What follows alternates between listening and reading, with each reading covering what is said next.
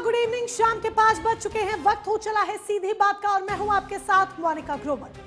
सीधी बात में आज हम बात करेंगे राष्ट्रीय राजधानी दिल्ली की, क्योंकि दिल्ली में बीते 3 दिनों से हंगामा मचा है, बवाल खड़ा हुआ है। तुर्कमान गेट सुर्खियों में बना हुआ है क्योंकि यहां पर जिस तरीके से डिमोलिशन की कार्रवाई को अंजाम दिया जाता है, उसके बाद जो हिंसा भड़कती है वो सवालों के घेरे में है। क्या हिंसा पहले से सुनियोजित थी? ये सवाल इसीलिए किया जा रहा है क्योंकि सोशल मीडिया से जिस तरीके से सुराग निकल कर आ रहे हैं, जिस तरीके से सबूत निकल कर सामने आ रहे हैं, पुलिस जो दावे कर रही है, उधर कुछ लोगों की, कुछ इन्फ्लुएंसर्स की, कुछ सोशल मीडिया इन्फ्लुएंसर्स की मौजूदगी मस्जिद परिसर में जहां पर डिमोलिशन की एक कार्रवाई हो रही थी और तथाकथित बयानबाजियां, ये सब सवालों के घेरे में है। इसीलिए सवाल उठ रहे हैं, क्या दिल्ली को सुलगाने की साजिश रची जा रही थी तुर्कमान के जरिए? साजिश तुर्कमान का आज करेंगे हम पर्दाफाश, लेकिन उससे पहले सुनिए कि किस तरीके से प्रशासन की तरफ से तमाम दावे किए जा रहे हैं, जांच कैसे कैसे आगे बढ़ रही है और किस तरह से राजनीतिक बयानबाजियां भी देखने को मिल रही हैं। देखिए, 100 साल पुरानी मस्जिद और उसकी दुकानें, अतिक्रमण के नाम के ऊपर उत्पीड़न जो किया जा रहा है, तो आदमी कब तक आंदोलन नहीं करेगा। हम ये समझते हैं कि बहुत सिलेक्टिव कार्रवाई की जा रही है।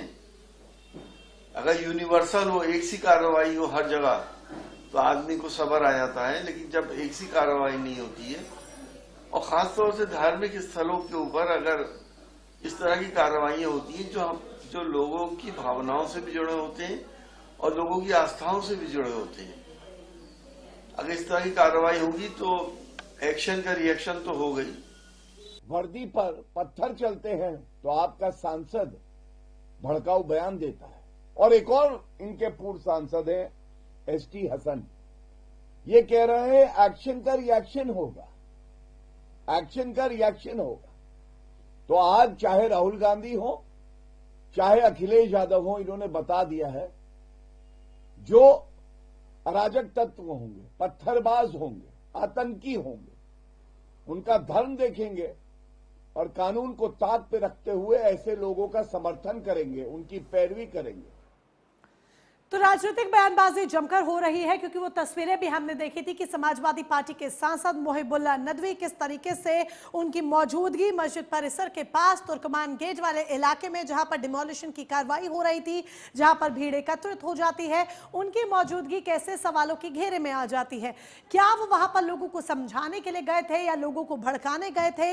ये वो सवाल है जो पुलिस करेगी सांसद साहब से और ये जांच के बाद ही साफ हो पाएगा। लेकिन फिलहाल सांसद साहब की भूमिका तो जांच के घेरे में ये है ही। इसी वजह से बीजेपी और समाजवादी पार्टी आमने सामने है, तो दूसरी तरफ प्रशासन की ओर से क्या दावे किए जा रहे हैं वो भी जरा सुन लीजिए। और इन्फ्लुएंसर्स का भी हमने आइडेंटिफाई किया है। अब हमारा सोशल मीडिया टीम ने इसको एनालाइज किया, 1-2 लोगों को सीरा डाउन किया जिन्होंने मतलब प्रोवोक किया लोगों को। तो we have asked them to join investigation. तो अभी 2 लोग जो डाउटफुल थे उनको इन्वेस्टिगेशन ज्वाइन करने के लिए बोला, they have not join, so we will take necessary. Salman के बारे में लोगों ने, बहुत सारे लोगों ने एक्चुअली इवन सोशल मीडिया में बोला है कि ये मतलब इनका भी चेक होना चाहिए। तो वी आर चेकिंग ही सोशल मीडिया पोस्ट ऑल्सो कि इस इंसिडेंट के रिलेटेड इन्होंने कुछ स्टेटमेंट किया कि किसी को ये किया, उसके बेसिस में वी विल टेक एक्शन। और जिस तरीके से तुर्कमान गेट को लेकर जो डिमोलिशन की कार्रवाई हुई तुर्कमान गेट इलाके में, उसके बाद जिस तरीके से सियासत देखने को मिल रही है और पुलिस जांच में जैसे एक के बाद एक खुलासे हो रहे हैं, 11 आरोपियों की अभी तक गिरफ्तारी हो चुकी है, 30 से ज्यादा लोग हैं जिनकी तलाश पुलिस कर रही है, कई आरोपी फरार बताए जा रहे हैं, कुछ तथाकथित सोशल मीडिया इन्फ्लुएंसर्स की भी तलाश पुलिस को है। ये सब जांच के घेरे में है, पुलिस आगे कार्रवाई को अंजाम दे रही है, लेकिन कई सुलगते सवाल हैं जो अभी भी जिंदा हैं, जिनके बारे में आज सीधी बात में होगी बात। सबसे पहला सवाल, हिंसा अचानक भड़की भीड़ का नतीजा या फिर सोशल मीडिया पर फैलाई गई अफवाहों की साजिश? क्योंकि एक सोशल मीडिया इन्फ्लुएंसर है हाजी सलमान, जिसकी भूमिका संदेह के घेरे में है, जो कि फरार है, लेकिन उसके सोशल मीडिया अकाउंट पर भी बाकायदा वो तस्वीरें साझा की गई हैं जो सवाल खड़े कर रही हैं। क्या कोर्ट के आदेश के नाम पर कार्रवाई करते वक्त प्रशासन ने जमीनी हकीकत और स्थानीय संवेदनशीलता को नजरअंदाज किया? अफवाह फैलती है, भीड़ एकत्रित हो जाती है, जो इलाके की संवेदनशीलता थी क्या प्रशासन ने उसका ध्यान रखा या नहीं रखा, इस पर भी हम करेंगे चर्चा कि तमाम जो पॉइंटर्स थे उनका बारीकी से ध्यान रखा गया या नहीं। तीसरा सवाल, क्या हिंसा सुनियोजित थी क्योंकि पहले से तय था कि मस्जिद को कोई नुकसान नहीं पहुंचेगा? गलत सूचना जिम्मेदार या फिर राजनीतिक उकसावा? प्लानिंग क्या पहले से हो रखी थी? ये सवाल इसीलिए क्योंकि भीड़ का एकत्रित हो जाना जबकि पहले से तय था कि मस्जिद को किसी तरह का कोई नुकसान नहीं पहुंचेगा। चौथा सवाल, 2024 संभल और 2026 तुर्कमान गेट में संयोग है या फिर एक खतरनाक पैटर्न की शुरुआत?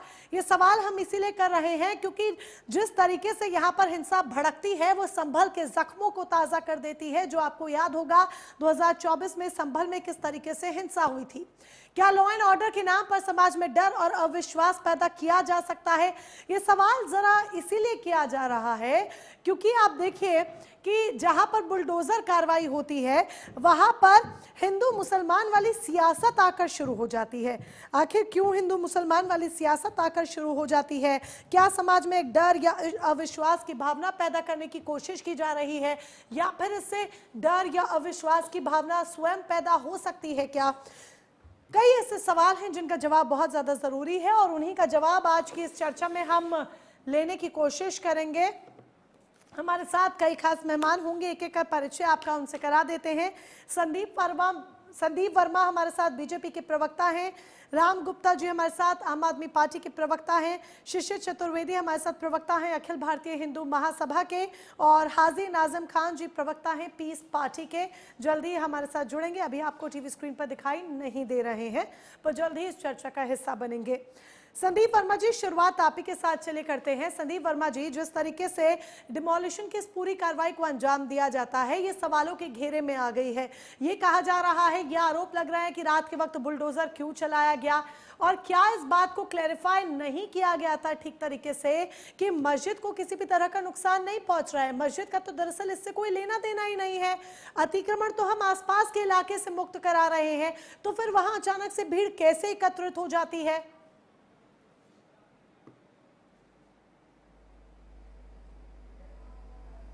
संदीप वर्मा जी, प्लीज अनम्यूट कीजिए पहले अपनी ऑडियो। जी जी जी जी जी नमस्कार। जी नमस्कार, बात रखिए अपनी। जी, जैसा कि आप कह रहे थे कि ये रात में क्यों कार्रवाई की जाती है, भीड़ क्यों इकट्ठा हो जाती है, तो रात में कार्रवाई का जो मतलब है वो सीधा सीधा ये है कि ये एक भीड़ भाड़ वाला इलाका है। यहाँ पे इतना ट्रैफिक रहता है, बाहर रेहड़ी पटरियां पे लोग चलते हैं, लोग अपनी दुकानें लगाते हैं और बहुत सारी तमाम चीजें हैं जिस वजह से ये कार्रवाई दिन में करते हैं तो बहुत ज्यादा बुरा हाल होगा, ट्रैफिक जाम होगा, लोग निकलना बढ़ना मुश्किल हो जाएगा। तो इस कारण ये जो कार्रवाई हुई है रात में इसलिए हुई कि रात में, और सबसे बड़ी बात देखिए ना, दिन में इस कार्रवाई का नोटिस दिया जाता है, बताया जाता है कि हम रात को तोड़ रहे हैं, पूरा मामला सबको पता है। वहां के जो लोग हैं तुर्कमान गेट के, उन लोगों को भी पता है, उनके आसपास जो लोग रहते हैं उनको सबको पता है। और ये माननीय सुप्रीम कोर्ट का आदेश है, ये कोई किसी सरकार का आदेश नहीं है। उसके बावजूद पूरा प्रशासन हर जैसे सिस्टमैटिक तरीके से जिस तरह उन्हें इस पे कार्रवाई करनी चाहिए उसी तरह कार्रवाई की, नोटिस दिया, नोटिस देने के बाद दिन में बताया, सबको ये बताया कि हम आज रात को ये कार्रवाई करेंगे, आप यहाँ से अपना अपना सामान हटा लें।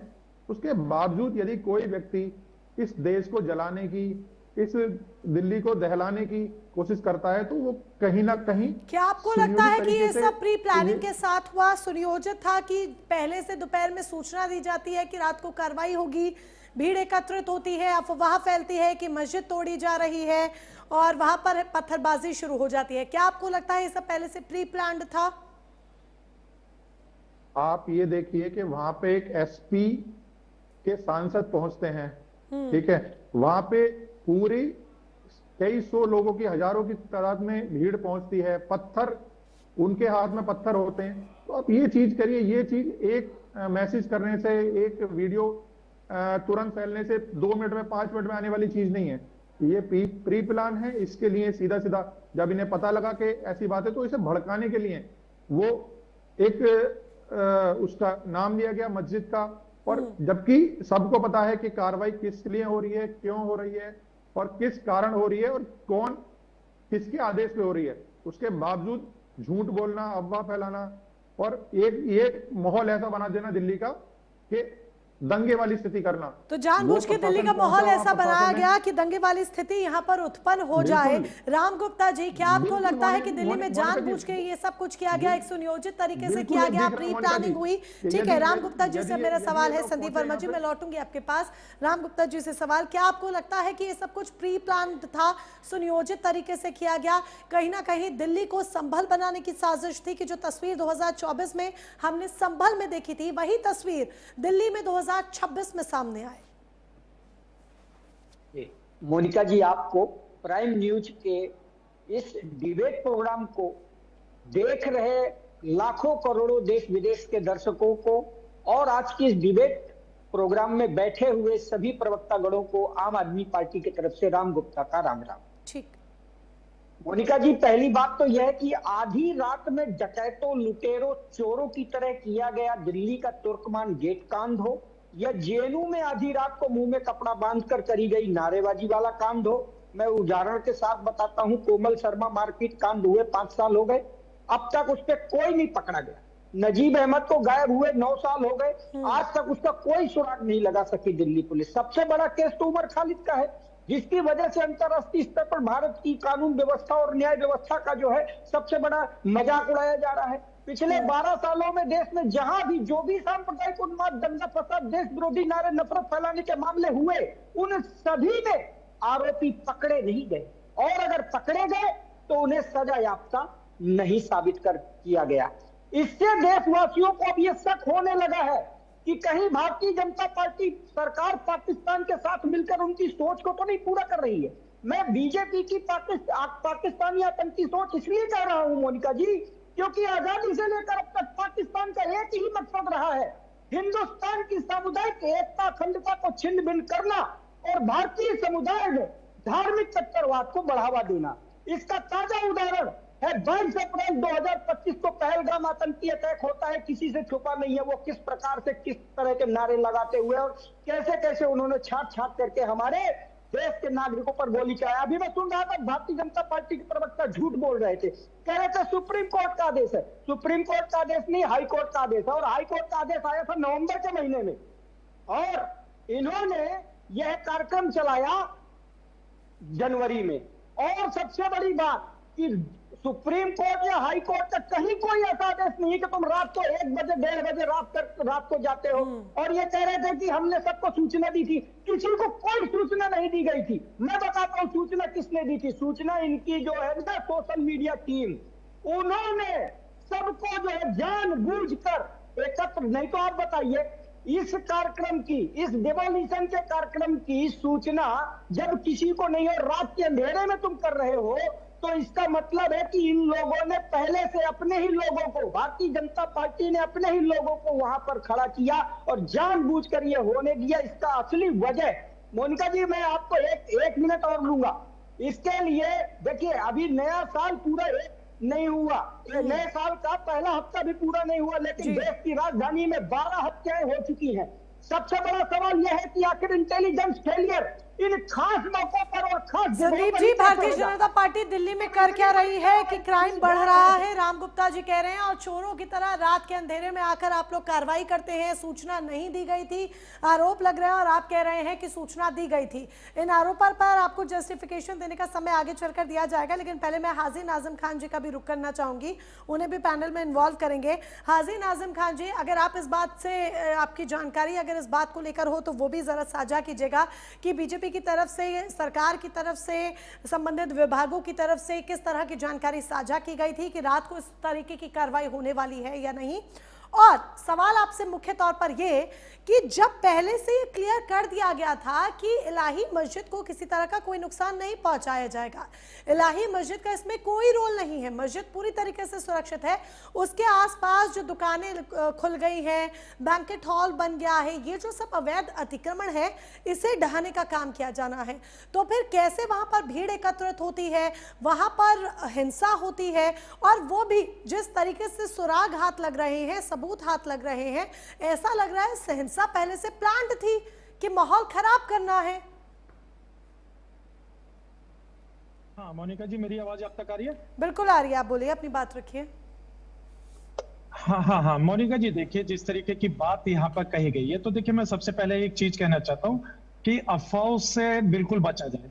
जो लोग अफवाह फैलाते हैं उनकी बातों पर ध्यान न दें, और जिन्होंने अफवाह चलाई है उस पर सख्त से सख्त कार्रवाई होनी चाहिए, क्योंकि एक छोटी सी चिंगारी पूरे जंगल में आग लगा देती है। उसी तरीके से एक झूठी अफवाह मुल्क के अंदर नफरत का माहौल पैदा कर देती है। सबसे पहले हमें इन दोनों चीजों से बचने की जरूरत है। और रही बात यह कि जिस तरीके से अभी भाजपा के प्रवक्ता जी ने कहा था कि सुप्रीम कोर्ट की तरफ से आदेश है, शायद मुझे लगता है कि इनको थोड़ा सा नॉलेज में रखना चाहिए था, वो हाई कोर्ट का आदेश था। लेकिन बात यहाँ पर अवैध निर्माण की आती है। अवैध निर्माण भारत के अंदर कहीं पे भी नहीं होना चाहिए। जो अवैध निर्माण करते हैं उनके खिलाफ सख्त एक्शन होना चाहिए, ताकि भविष्य के अंदर कोई भी अवैध निर्माण ना कर सके। और रही बात यहाँ पर कि हाँ, जो जिस तरीके की बात की, ये खबर कैसे फैली या प्रशासन के पास कैसे, तो देखिए कहीं ना कहीं एक माहौल तो आपने देखा होगा कि एक किस तरीके से मस्जिद रात के समय में तोड़ दी गई थी, मज़ारें तोड़ दी गई थी। तो कहीं ना कहीं इस भय का माहौल को देखते हुए ये अफवाह फैलाई गई होगी कि कौन सी रात में मस्जिद तोड़ दी गई थी, कौन सी रात में मज़ारें तोड़ दी गई थी, किस बात का आप जिक्र कर रहे हैं जो आपको लगता है, और आप ये कह रहे हैं कि लोग डर गए, भय का माहौल यहाँ पर पैदा किया गया। मैं अपनी टीम से रिक्वेस्ट करूंगी, हाजी सलमान के जरा विजुअल्स भी दिखाइए और जरा नदवी साहब के विजुअल्स भी दिखाइए, क्योंकि उनकी भूमिका संदेह के घेरे में है। और हाजी सलमान के भी विजुअल्स जरा दिखाइए, जिस यूट्यूबर को लेकर, जिस इन्फ्लुएंसर को लेकर, ये देखिए पहले नदवी साहब की भूमिका, जो कि संदेह के घेरे में क्या कर रहे थे नदवी साहब, यहाँ पर भीड़ एकत्रित हो जाती है। ये देखिए हाजी सलमान की तस्वीरें हम आपको दिखा रहे हैं। ये तथाकथित इन्फ्लुएंसर जिसके इंस्टाग्राम पर 2.3 मिलियन फॉलोअर्स हैं, 23 लाख लोग इस व्यक्ति को फॉलो करते हैं। जरा सोचिए, इस पर गंभीर आरोप है कि अफवाह फैलाई इस व्यक्ति ने। जहां पर हिंसा हो रही थी, इस व्यक्ति के द्वारा वहां पर अफवाहें फैलाई गई, और इसी व्यक्ति ने अफवाह फैलाई कि हमारी मस्जिद को तोड़ दिया गया है। और उसके बाद देखिए ये पत्थरबाजी होती है, जो तस्वीरें हम आपको दिखा रहे हैं, कैसे हाथों में पत्थर लेके, इतनी भारी संख्या में पत्थर आखिर कहां से आए, अचानक से लोगों के पास, भीड़ के पास पत्थर आ गए क्या। ये तस्वीरें यहाँ पर दर्शकों को दिखाने का मकसद, चर्चा को हम आगे बढ़ाएंगे, लेकिन तस्वीरें दर्शकों को दिखाने का मकसद इसीलिए है ताकि जो चर्चा है और जो सवाल है वो लोगों को सही तरीके से समझ में आए। अब जरा अपनी चर्चा पर लौट आते हैं। उम्मीद करती हूँ हाजिम खान जी, आपने भी ये तस्वीरें देखी होंगी जो इस वक्त दर्शकों को मैंने दिखाई। आप कह रहे हैं अफवाह और भय के बाजार से बचना चाहिए, तो फिर इन तस्वीरों को क्या कह रहे हैं? इतनी भारी मात्रा में एक साथ इतने पत्थर कैसे आ गए, इतने सारे लोग अचानक से प्रशासनिक अमले पर कैसे टूट पड़े, पत्थर हाथों में लेकर वहां पर पत्थरबाजी होती है, तोड़फोड़ की जाती है। हाजी सलमान जो कि फरार है, जिसकी पुलिस को तलाश है, इस व्यक्ति पर आरोप है कि इसने अफवाह फैलाई इंस्टाग्राम के जरिए और वीडियोस के जरिए, व्हाट्सएप ग्रुप में वीडियोस फैलाकर कि हमारी मस्जिद को तोड़ दिया गया। तस्वीर अभी भी हम टीवी पे दिखा रहे हैं हाजी सलमान की, जो फरार चल रहा है। अब बताइए। मोनिका जी देखिए, अगर कोई भी अफवाह फैलाता, चाहे कोई भी हो, हम उसके खिलाफ खड़े हुए। अफवाह पे बिल्कुल ध्यान ना दें, सबसे पहले तो मैं ये कहना चाहता हूँ। लेकिन बात जब यहाँ पे आती है कि इस बंदे ने अफवाह फैलाई, तो हमारे इंटेलिजेंस की बात है, इंटेलिजेंस को यहाँ पे तुरंत एक्शन लेना चाहिए। और जिस तरीके से पहली पोस्ट इन्होंने करी है, सुन लीजिए, जो वहां पर इतना प्रशासनिक अमला वहां मौजूद था, पूरे दल बल के साथ मौजूद था। एक अगर आप लोगों का, मान लीजिए मेरे फ्रेंड्स के साथ 10 लोगों का एक व्हाट्सएप ग्रुप है, मैं वहां पर रहती हूँ, मैंने एक वीडियो वहां पर सर्कुलेट करी, उन 10 लोगों में गई, उन 10 लोगों ने आगे सर्कुलेट की, अचानक से 100 लोग आ गए। अब अचानक 100 लोग आ गए, प्रशासनिक अमला एक्टिव है, वहां पे तैनात है, लेकिन अब आप ये बताइए, वो वीडियो सर्कुलेट हुई है, ये थोड़ी अब तुरंत वहां पर पता चल रहा है। साइबर सेल भी बैठी है क्या वहां पर, के आसपास कितने लोग हैं, सबके मोबाइल चेक करेगी? हाँ मोनिका जी देखिए, मैं वही कहना चाहता हूँ, जिन्होंने अफवाह फैलाई बिल्कुल गलत फैलाई। इस तरीके की अफवाह ना फैलाई जाए। मैं तो खुल के मजम्मत करता हूँ ऐसे अफवाह फैलाने के वालों के लिए।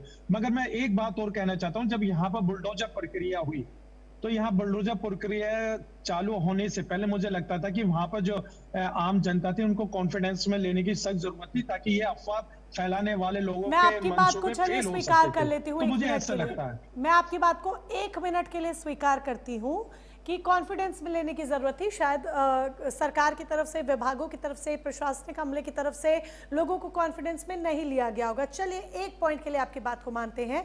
अचानक से आ रही हूं मैं आपके पास संदीप जी, आपको भी मौका देंगे, एक सेकंड बस।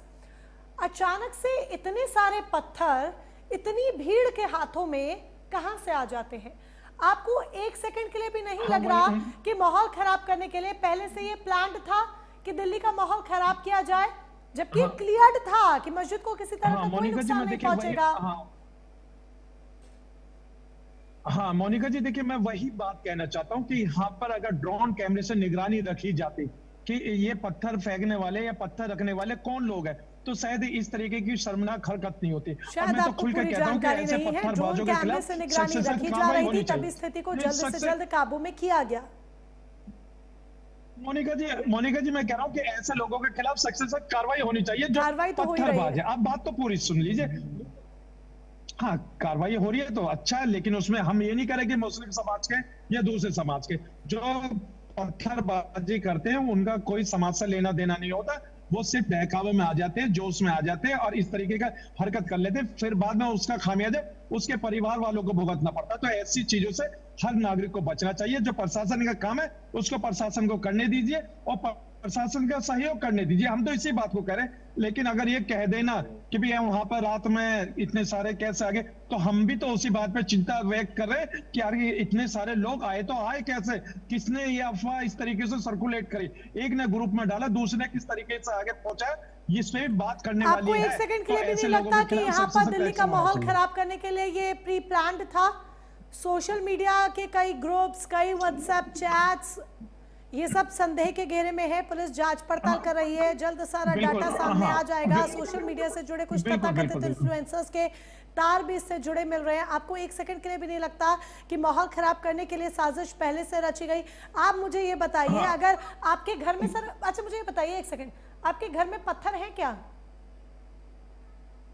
नहीं है, मेरे घर में संविधान है। ठीक है, पत्थर नहीं है। संदीप जी, आपके घर में पत्थर है? रखे हैं? ठीक है, नहीं रखे हैं। आपकी हंसी बता रही है नहीं रखे हैं। शिशिर जी, आपके घर में रखे हैं? राम गुप्ता जी, आपके घर में रखे हैं? मेरे घर में भी नहीं रखे हैं। अब जब बताइए कि घरों में पत्थर सड़क में होते, पत्थर सड़क पे होते हैं ना, लेकिन इतने पत्थर तो नहीं होते होंगे ना सर। मैं आज जिस कार्यालय में बैठी हूँ, इस कार्यालय के बाहर मुझे इतने पत्थर नहीं दिख रहे हैं, इतने पत्थर नहीं दिख रहे हैं कि पत्थरबाजी हो जाए। डंडे, लोहे के डंडे, ये सब नहीं दिख रहे हैं। बताइए कौन सड़क पे होते हैं इतने पत्थर? इसीलिए तो कह रहा हूँ कि देश व दिल्ली की कानून व्यवस्था के जो जिम्मेदार हैं, नहीं, आप राम गुप्ता जी ये कह रहे हैं कि भारत की सरकार पाकिस्तान से मिली हुई है। आप नहीं, आप ये कह रहे हैं राम गुप्ता जी कि भारत की सरकार पाकिस्तान से मिली हुई है। आपको समझ है थोड़ी बहुत? आप आम आदमी पार्टी की तरफ से बैठे हैं, आपको पता है आप क्या कह रहे हैं? अरे भाई, आरएसएस को जब पार्किंग के लिए जमीन चाहिए थी तो आपने प्राचीन हनुमान मंदिर को भी बुलडोज करवाया, तो उस समय क्यों नहीं ये दंगे भड़के? और ये खास मौके पर, खास जगह पर ही दंगे भड़कते हैं। यहाँ पर ही इंटेलिजेंस ये बात आपने इसका जवाब तो आपको सोचना होगा ना राम गुप्ता जी, इसका जवाब तो आपको सोचना होगा कि मंदिर को ढहाने की कार्रवाई की गई, वहाँ कोई दंगा नहीं भड़का, लेकिन यहाँ मस्जिद को हाथ तक नहीं लगाया गया, लेकिन दंगे भड़क गए, हिंसा हो गई। तो ये तो आपको सोचना पड़ेगा ना। शिशिर चतुर्वेदी जी से मेरा सवाल है। शिशिर चतुर्वेदी जी, क्या आपको लगता है कि दिल्ली में संभल वाली साजिश यहाँ पर रचने की एक कोशिश की गई? क्योंकि ऐसे ही कुछ तस्वीर हमने 2024 में संभल में देखी थी, किस तरीके से हिंसा हुई थी मस्जिद के नाम पर, अतिक्रमण के नाम पर, वहां पर हिंसा हो गई थी। तो क्या आपको लगता है कि संभल जैसी तस्वीर, वही पैटर्न रिपीट करने की कोशिश यहां पर दिल्ली में भी हुई है? मोनिका जी, आप सहित सभी प्रवक्ताओं को मेरा सादर प्रणाम जी। आपको भी लेकिन निश्चित तौर पे साजिश है, और साजिश इसलिए मैं कहूंगा कि साजिश को इंडी गठबंधन लगातार करता आया है। और मैं उदाहरण समझा देता हूं। इंडी गठबंधन का ही जो समर्थित सांसद थे सपा के, उन्होंने वहां पर संभल में दंगा कराया, मेरे छोटे भाई विष्णु शंकर जैन को घेरा और उनकी हत्या की साजिश रची।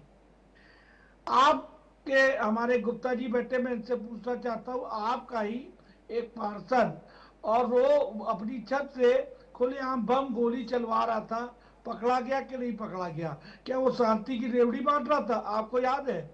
तुर्कमान गेट पे जो पूरा कांड हुआ, उससे पहले एक घटना और याद दिलाता हूँ।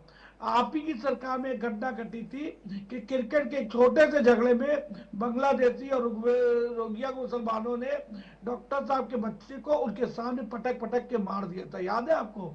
बाटला कांड में इंडी गठबंधन की कांग्रेस जी रो रही थी कि आतंकवादी मेरे भाई उनको मार के, और आंसू आ गए थे बेचारी के। और हमारे प्रवक्ता पीस पार्टी के इनको भी बता देते, हाजी नाजिम खान के जो अध्यक्ष है अयूब खान जी, वो हिंदू लेडीज का बलात्कार में उनको जेल में नहीं भिजवाया था। इनको नहीं मालूम होगा, बड़े बहुत संत लोग हैं बेचारे ये लोग। और ये ट्रेनिंग पत्थर चलाने की कहां से आती है बता देते हैं आपको। ये लोग जब हज करने जाते हैं तो वहां शैतान को ढूंढते होते पत्थर चलाते हैं, तो ये वो बकायदा वहां से ट्रेनिंग लेके आते हैं, मुझे लगता है। उसी तरीके से शैतान इनको मिलता नहीं, अगर आईना देख ले तो इनकी शक्ल देख के वैसे खुद ही शैतान इनको दिखने लगे, तो ये खत्म ही नहीं हो सकता। मुजफ्फर इंडी का ही एक दूसरा घटना आपको बताते ही, मुजफ्फरनगर में दंगे इन्होंने किए, 79 भक्तों पे गोलियां चलवाई, ये सब पाप। शिशिर चतुर्वेदी जी, आप एक के बाद एक जो घटनाएं गिना रहे हैं, एक के बाद एक जो घटनाएं गिना रहे हैं, इन घटनाओं का भी जिक्र कर लेंगे, लेकिन फिलहाल जरा मुद्दे पर आ जाते हैं और तुर्कमान गेट की घटना की हम बात कर लेते हैं, जिसको लेकर आपका ये कहना है कि यहाँ पर इंडी गठबंधन की इन्वॉल्वमेंट है, विपक्ष की एक साजिश है। इस पर आगे जवाब लिया जाएगा। विपक्षी नेता के तौर पर राम गुप्ता जी हमारे साथ हैं, आपके आरोप का जवाब लिया जाएगा। संदीप वर्मा जी, आपके पास भी मैं आऊंगी। एक छोटे से ब्रेक का यहाँ पर वक्त हो चला, एक छोटा सा ब्रेक, जल्द लौटेंगे। ब्रेक के उस पार भी ये चर्चा जारी रहेगी, क्योंकि साजिश तुर्कमान जिस तरीके से ये खुलासा हो रहा है, इसीलिए ये साजिश बोला जा रहा है, क्योंकि कई ऐसे सबूत मिल रहे हैं, कई ऐसे तार इसमें जुड़े मिल रहे हैं, जिसकी वजह से ये संदेह पैदा हो रहा है कि दिल्ली में जिस तरीके से 6-7 तारीख की दरमियानी रात पर जो होता है, जो घटनाक्रम सामने आता है, जो हिंसा सामने आती है, वो पहले से प्री प्लान्ड थी, सुनियोजित थी, दिल्ली को दहलाने की साजिश रची जा रही थी। वक्त एक छोटे से ब्रेक का, जल्द लौटेंगे।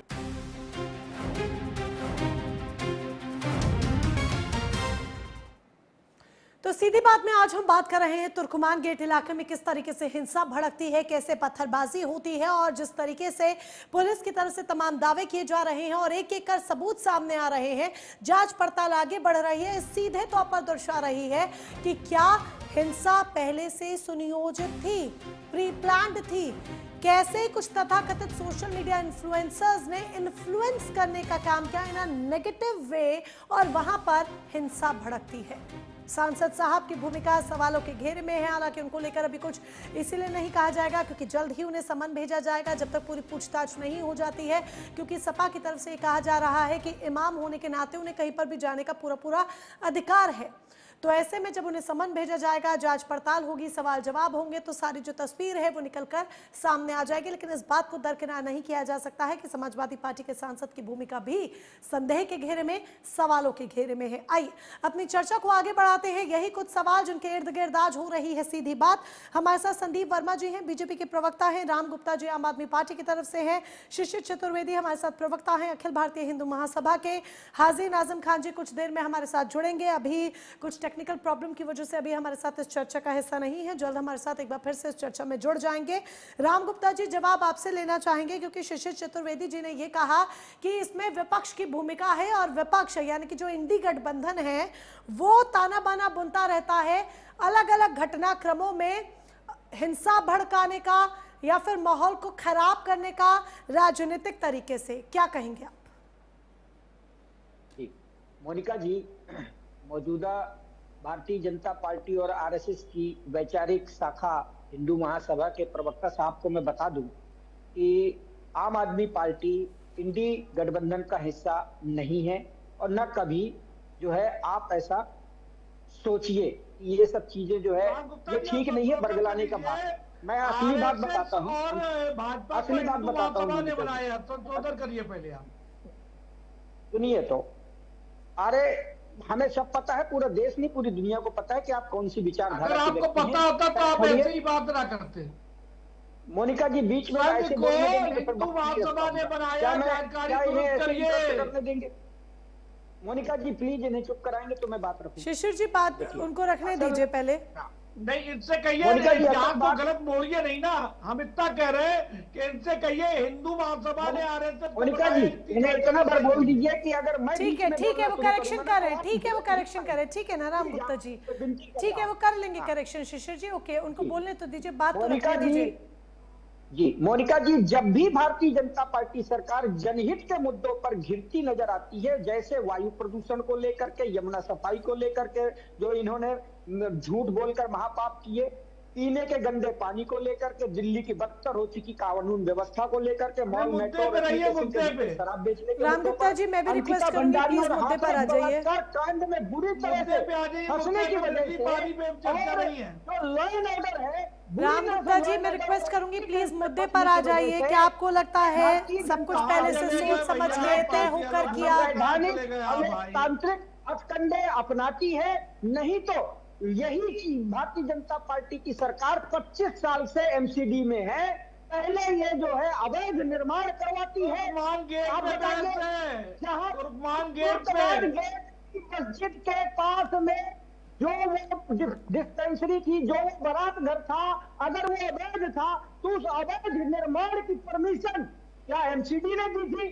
और अगर एमसीडी ने बनने दिया तो एमसीडी को 25 साल तक का सपने देखने को नहीं आया। अवैध था कि ये नहीं था? भारतीय जनता अवैध को पार्टी की तोड़ना एमसीडी चाहिए कि पिछले नहीं 25 चाहिए? सालों बताइए। से दिन में टूटे, दिल्ली के रात में अंदर टूटे, तू इसी टूटना प्रकार चाहिए से कि नहीं है? अवैध काम को कराती तू है। तोड़ा जाएगा, और फिर दिन में रात में करके जब चाहे तो उनको मुस्लिम वाले तोड़ा जाएगा। राइट से देश की जमीन उनको पर मौका कब्जा देती करोगे है। तो तोड़ा हनुमान जाएगा। प्राचीन ऐसे हनुमान बच्चे तोड़ा मंदिर से जाएगा। ये जिंदे और आप तोड़ाते हैं हिलाते और रहोगे। तीसरी और तोड़ाते ऐसे तुमने, सरकारों के क्योंकि बाहर वहाँ पर हिंदू होते हैं। मुस्लिम का कोई आपके नेता ट्रायंगल नहीं था। सीट बनाते हैं। ये भूल रात के गए? घेरे में मेट्रो से कुछ चलने चोर वाले लुटेरों की तरह जा लोग करके अब आप यहाँ आपकी पर नए जो बना के है घूम रहे इस थे, याद तरीके है का आपको? जनता से साफ भूल करवाने जाते हैं वाला आप। जानबूझ के इस तरीके से कुछ भी समझ में नहीं आएगा, आप दोनों एक साथ बोलेंगे तो। और पहले से ठीक है राम गुप्ता जी, समझे आपकी बात। आप कह रहे हैं कि 25 साल से एमसीडी में भाजपा है, तो 25 साल से भाजपा क्या सो रही थी क्या? इसका जवाब संदीप वर्मा जी देंगे। संदीप वर्मा जी, पहले क्यों नहीं दिखाई देता है? नवंबर से मामला प्रकाश में आता है और उसके बाद देखिए जिस तरीके से पूरी कार्रवाई की जाती है, तस्वीर आउटकम क्या निकला वो हम सबके सामने है। इससे भी बड़ी घटना हो सकती थी अगर प्रशासनिक अमला उस वक्त मौके पर एक्टिव अगर ना होता। ये तारीफ वाली बात है कि बहुत अच्छी तरीके से एक्टिव था, स्थिति को नियंत्रण में किया गया और इस पूरी कार्रवाई को अंजाम दिया गया। लेकिन पहले से सब कुछ कहा था, पहले से क्यों इन चीजों पे ध्यान नहीं गया? देखिए मोनिका जी, ये सब जानते हैं, भारत के जो भी लोग हैं, जो भी व्यक्ति यहाँ रह रहे हैं, नेता हों, अभिनेता हों या कोई भी प्रशासन के हों या आम व्यक्ति हो, ये सब जानते हैं कि अतिक्रमण जो है ये कब शुरू हुआ और कब से कब तक चला आ रहा है। भारतीय जनता पार्टी की सरकार चाहे उत्तर प्रदेश में है, चाहे मध्य प्रदेश में है, चाहे राजस्थान में है, चाहे दिल्ली में है, कोशिश ये है कि अतिक्रमण को हटाया जाए। और अतिक्रमण आज से नहीं है। अब आप एक चीज और देखिए, पहले तो मैं माफी चाहता हूं कि सुप्रीम कोर्ट मेरे मुंह से बार बार निकल गया।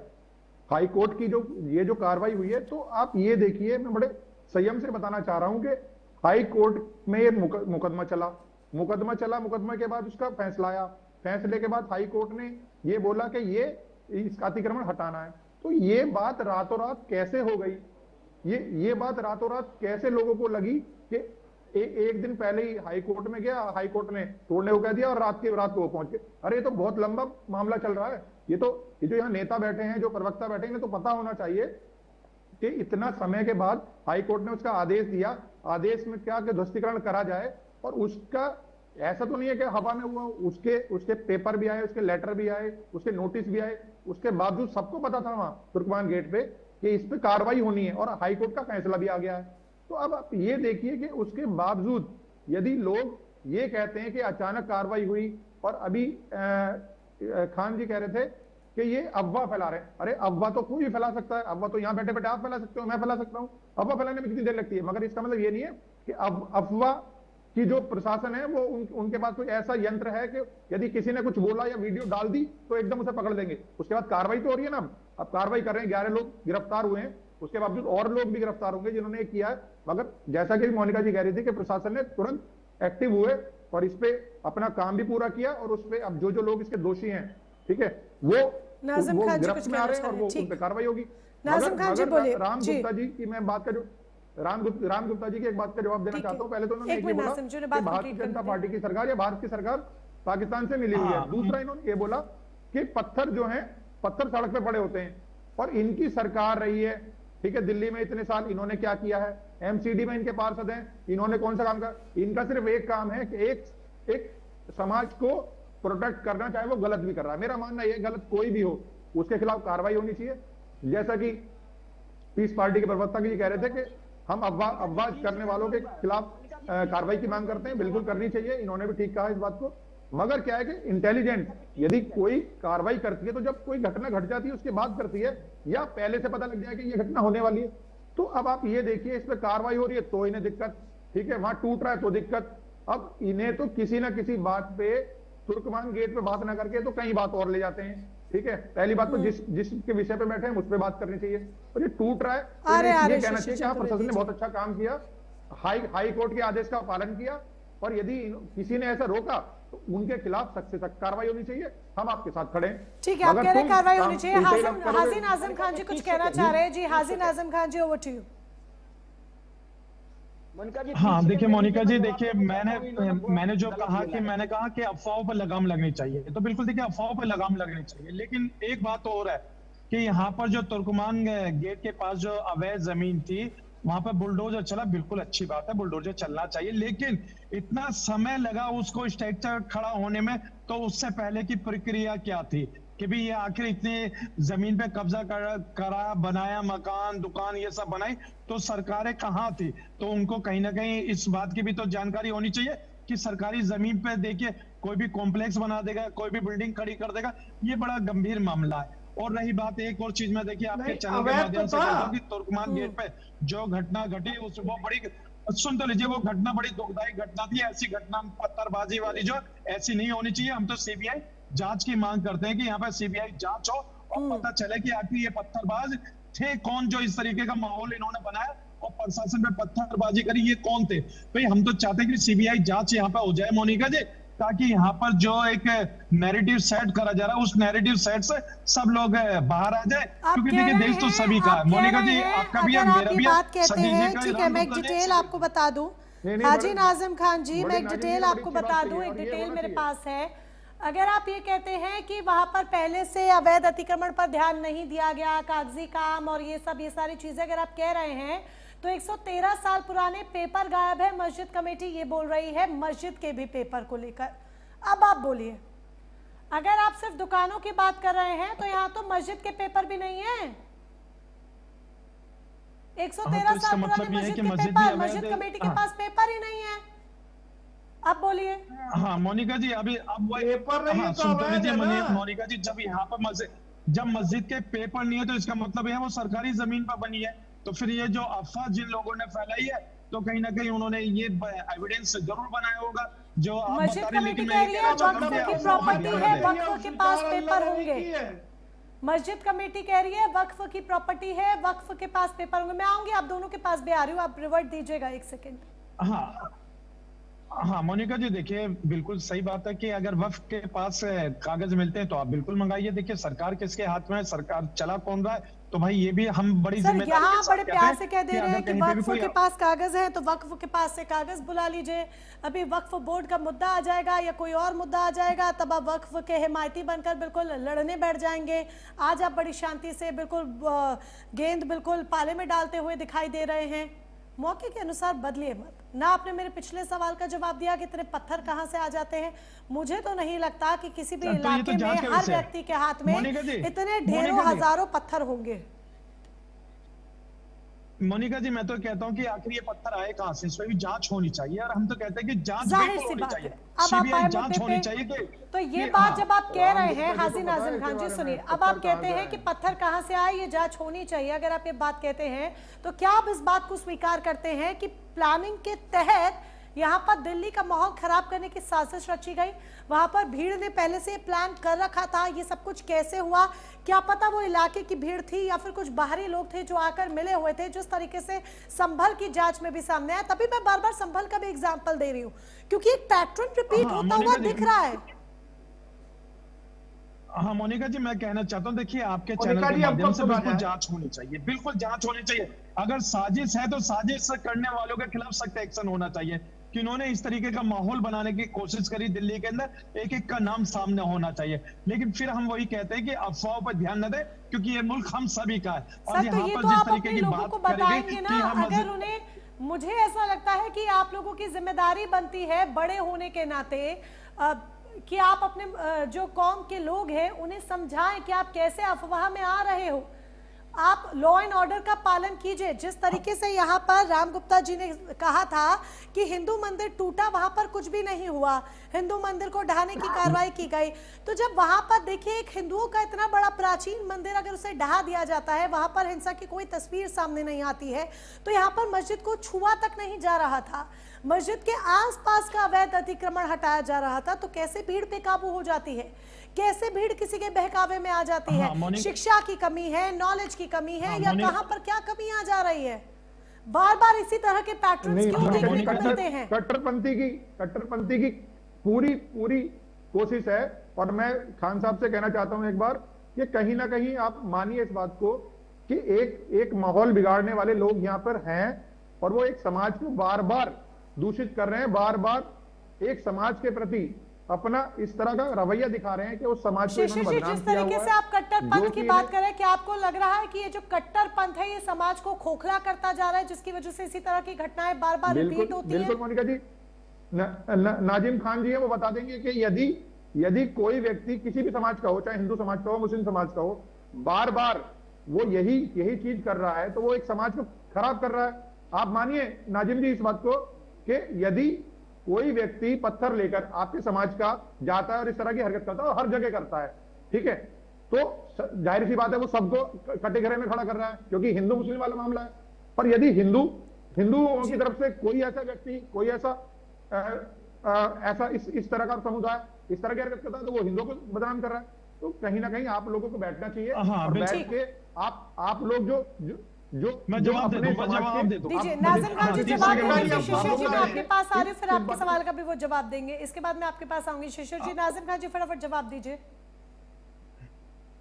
हाँ देखिए मोनिका जी, बिल्कुल देखिए, मैं तो अपने मुस्लिम समाज से ये कहना चाहता हूँ, सुन लीजिए, हाँ मैं अपने मुस्लिम समाज से आपके चैनल के माध्यम से अपील करना चाहता हूँ कि किसी भी अफवाह पे ध्यान मत दें। अगर कोई आपको अफवाह फैला के या व्हाट्सएप ग्रुप पे मैसेज करता है तो प्रशासन के पास जाए और प्रशासन को बताएं और प्रशासन का सहयोग करें। लेकिन अगर आप पत्थरबाजी करेंगे या कोई भी होगा पत्थरबाजी करने वाला, तो देखिए वो कम्युनिटी पूरी बदनाम होती है, करता एक है, बदनाम पूरी कम्युनिटी होती है। तो इसलिए मैं अपने सभी मुस्लिम समाज के भाइयों से आपके चैनल के माध्यम से हाथ जोड़ के अपील करता हूं कि ऐसी चीजों से बचें। अफवाहों के बाजार जो गर्म होता है उसका हिस्सा ना बने। शिशिर चतुर्वेदी जी, क्या आपको लगता है कि इस तरह की जो घटनाएं हैं, जो रिपीटेड पैटर्न्स देखने को मिल रहे हैं, ये समाज को खोखला कर रहे हैं? देखिए, आप ये देश का जो मुसलमान है, ये पूरा ना तो मुसलमान है ना पूरा हिंदू है। आधा कल्चर इनका हिंदू वाला, आधा मुस्लिम वाला है। इस्लाम में कहा गया है, कुरान, पवित्र कुरान में, कि जो विवादित जमीन हो वहां मस्जिद तीमार नहीं की जा सकती है। अभी आपने ही अपने वर्जन में कहा कि पूरी जमीन अवैध है इनके पास, क्योंकि भैया पेपर ही नहीं है। अब पेपर नहीं है तो इसका मतलब अवैध है, तो पहले मस्जिद तोड़नी चाहिए। अब चक्कर क्या होता है, आप थोड़ा सा इनको छूट देते हो कि 2 कदम बढ़ते हो, तो कदम बढ़ाना तो पूरा खत्म करो, और जो लोग भागे हुए उनकी कोई घर की कुर्की करो। अभी इनकी पार्टी ये कह रहे थे कोई मुसलमान, कोई नहीं, रहनुमा आपकी पार्टी के, पीर पार्टी के नेता बलात्कार में पकड़े गए पार्टी की कार्यकर्ता के साथ।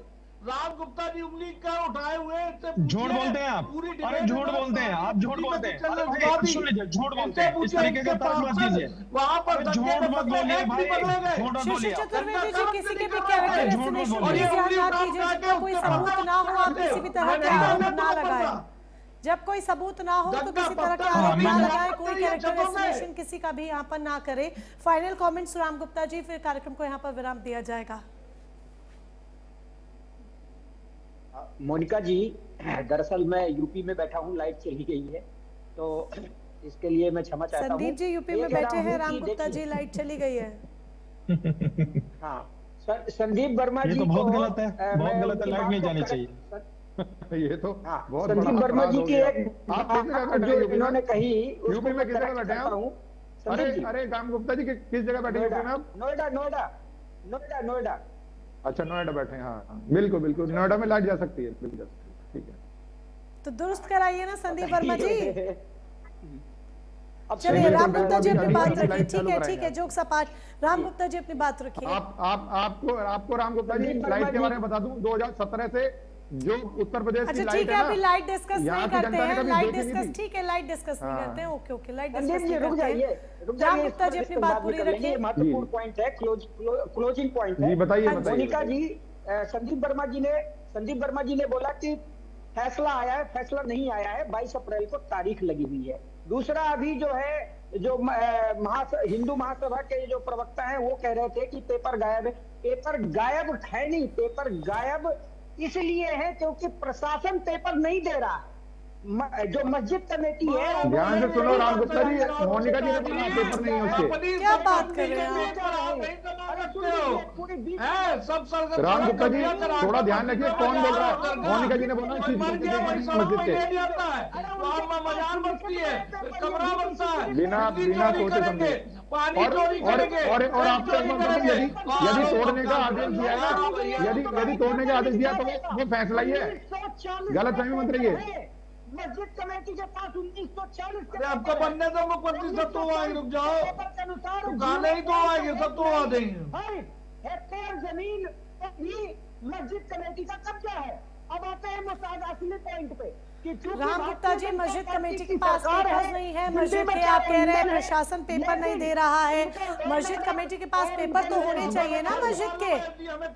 आपके पास आपके घर के पेपर होंगे, जाहिर सी बात है। चलिए कार्यक्रम को यहाँ पर विराम देने का समय हो चला है। आप सभी खास मेहमान हमारे साथ जुड़े, इस चर्चा का हिस्सा बने, अपना अपना पक्ष रखा, उसके लिए बहुत बहुत शुक्रिया आपका। सीधी बात में सवाल अभी भी बरकरार है और इस सवाल का जवाब पुलिस जांच के बाद ही पूरी तरीके से साफ हो पाएगा कि क्या हिंसा ये पहले से सुनियोजित थी। संभल वाला पैटर्न दिल्ली में रिपीट करने की क्या कोशिश की गई, संभल में जो हुआ 2024 में वो दिल्ली में 2026 में दोबारा से दोहराने की यहाँ पर साजिश रची गई। पुलिस जांच के बाद ही सारे खुलासे पूरी तरीके से हो पाएंगे। फिलहाल सीधी बात में मेरे साथ बस इतना ही। शाम 8 बजे जुड़ना ना भूलें, देखना ना भूलें बियॉन्ड हेडलाइंस।